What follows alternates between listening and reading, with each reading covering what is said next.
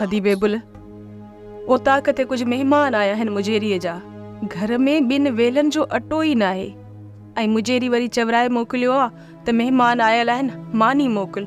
अदे वो राति जो वेलो टारे रखियो आहे।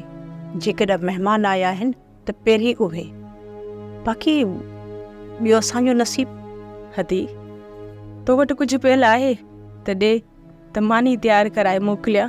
अदे वो राति जो वेलो टारे रखियो आहे। जेकॾहिं महिमान आया आहिनि त पहिरीं उन्हनि जो नसीब। असीं राति बुख ते ई गुज़ारे वेंदासीं।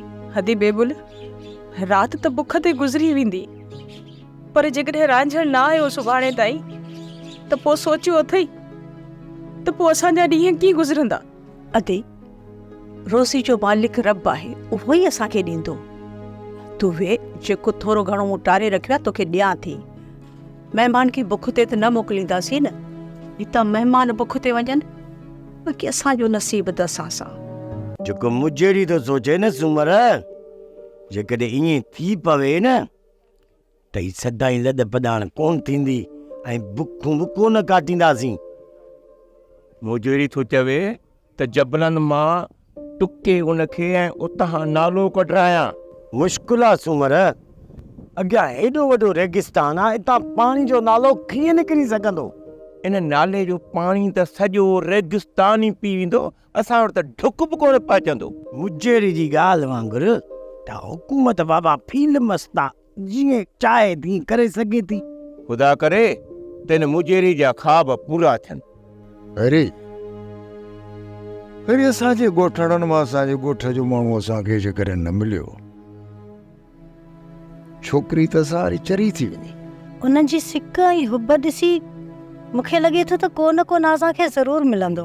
ख़ुदा न ख़ास्ता जेकॾहिं को माण्हू न मिलियो न, पोइ त नाज़ा जी हिते दिलि ई कान लॻंदी।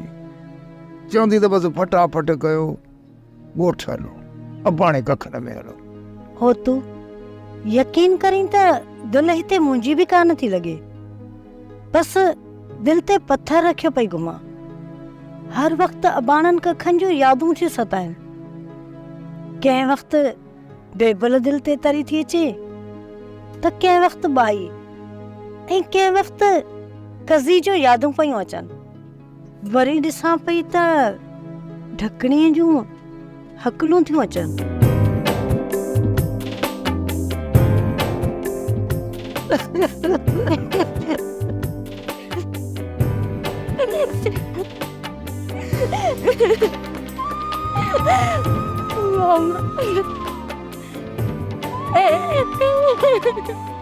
मामा यारे दुआ कर, ख़बर अथई हाणे छा कंदासीं? हलण साण ई नाज़ा ऐं गुंगे जी शादी कंदासीं ऐं पंहिंजी भेण जो ॿार बि लाहींदासीं।